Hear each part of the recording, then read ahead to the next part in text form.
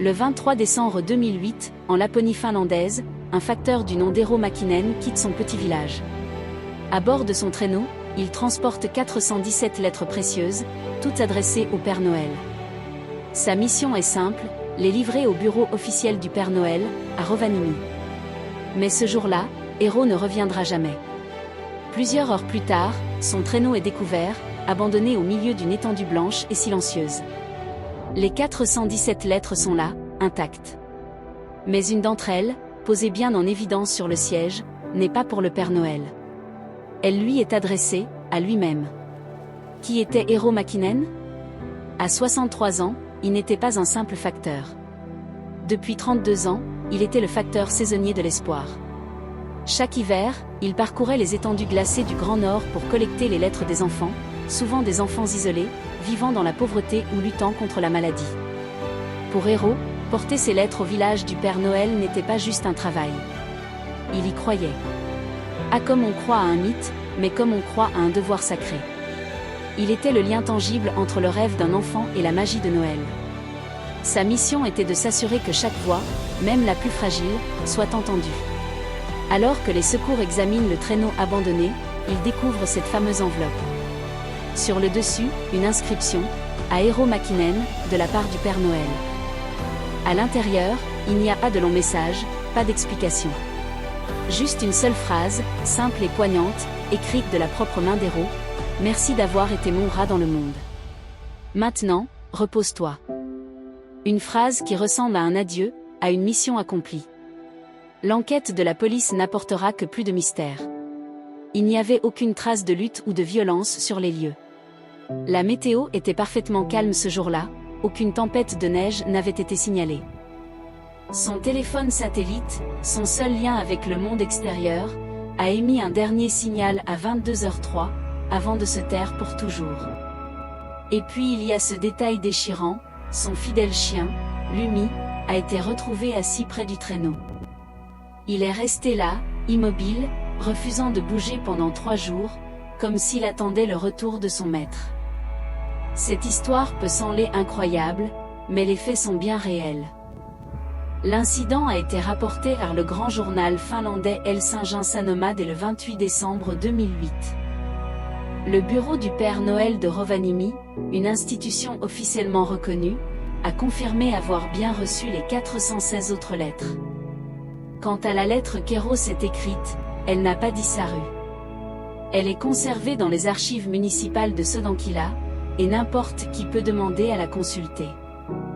Pourtant, malgré les recherches, le corps d'Eero Mäkinen n'a jamais été retrouvé. Officiellement, sa disparition a été classée comme une disparition dans la nature. Eero n'a probablement pas été victime d'un accident ou d'un acte malveillant. Il n'a pas fui ses responsabilités, au contraire. Peut-être a-t-il choisi de disparaître.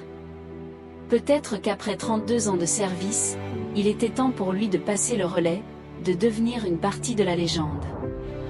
Pas le Père Noël avec un costume rouge, mais l'esprit même de Noël. L'esprit de celui qui veille en silence.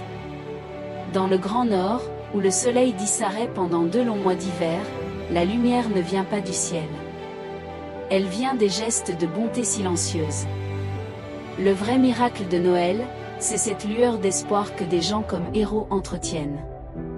Voilà pourquoi, chaque année, cette histoire refait surface. Et ce n'est pas tout.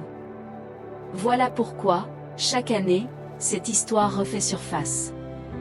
Et ce n'est pas tout. Une lettre signée, du Père Noël. Personne ne sait qui la dépose. Mais les enfants du village la trouvent, la lisent, et ils y croient. Exactement comme Eero l'aurait voulu. Son esprit continue de vivre à travers cet acte de bonté anonyme, rappelant à tous que la magie de Noël réside dans ce que nous donnons. Merci d'avoir écouté cette histoire incroyable.